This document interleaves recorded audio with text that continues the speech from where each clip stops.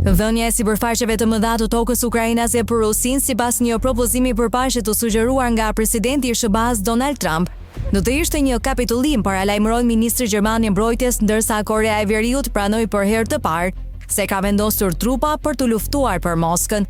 Ukraina e dinte se duhet të lëshojë disa territore për të arritur një marrëveshje të qëndrueshme me armë pushimi, por ata me siguri nuk do të shkojnë aq larg ose nuk duhet të shkojnë aq larg sa propozimi i fundit i presidentit amerikan.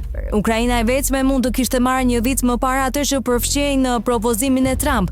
Praktikisht, kapitullimin tha ministri i mbrojtjes Boris Pistorius për transmetuesin publik gjerman. Një plan i paqes i SBA-s përfshin njojën amerikane të kontrollit të Rusisë mbi Krimen, gadishullën jugor të Ukrainës që Moska e aneksoi legalisht më shumë se një dekadë më parë, dhe do të jepte Rusisë territor shtesë Ukrainës të pushtuar që në atillimi pushtimit të saj në shkallë të plot në 2022, sipas zyrtarëve të njohur me planin.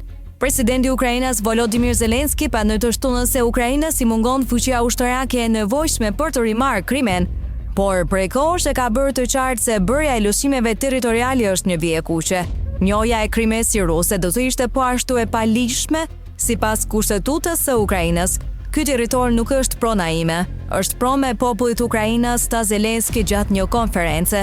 Pas takimit të jashtëzakonshëm ballë për ballë të Trump dhe Zelenskit në Vatikan, para funeralit të Papa Francesku të shtunën, presidenti i SBA-s sa se ata diskutuan shkurtimisht çështjen e Krimes dhe se ai beson se Zelenski do të bëjë një marrëveshje.